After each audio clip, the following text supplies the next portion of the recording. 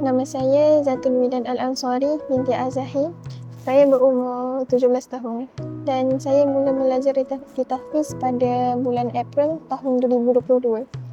Cara saya menghafal adalah saya akan ulang setiap ayat sebanyak yang boleh dan ulang sampai betul-betul dapat. Rutin harian saya akan bangun pagi dalam 3.30 untuk dapatkan hafalan sampailah subuh dan diselangi dengan waktu lepas maghrib hingga isyak. Cabaran saya semasa menghafal adalah bila mana saya rasa struggle tu buat semua hafalan jadi susah. Kenangan manis semasa saya berada di tahfiz pada Mukayyam 2024 di Asrama Badan. Motivasi saya adalah semua orang ada rezeki masing-masing, cepat dan lambat tu fitrah. Yang penting kesungguhan dan keyakinan untuk tak terus putus asa. Azam saya adalah nak jadikan Al-Quran sebagai amalan dan motivasi untuk semua orang.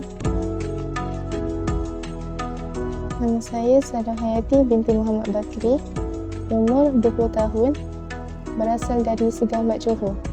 Saya mendaftar di tahfiz pada 15 Mac 2018. Cara saya menghafal Al-Quran ialah dengan membaca setiap muka surat dengan baik kali. Saya juga menghafal pada waktu subuh dan maghrib untuk memudahkan ketika menghafal Quran. Cabaran saya semasa menghafal ialah ketika murajaah, kerana semakin bertambah hafalan, semakin perlu dijaga hafalan yang lama. Kenangan manis di tahfiz ialah ketika kami mengadakan majlis bacaan 30 juzuk pada hari Isnin bersama-sama. Suasana tersebut menggambarkan ukhuwah yang erat bersama guru dan rakan-rakan.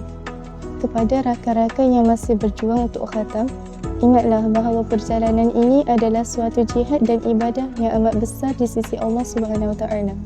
Setiap usaha yang anda lakukan adalah langkah untuk mendekati pada kejayaan yang akan datang. Azam saya pada masa depan ialah melanjutkan pelajaran yang lebih tinggi agar dapat meneruskan khidmat sebagai tenaga pengajar.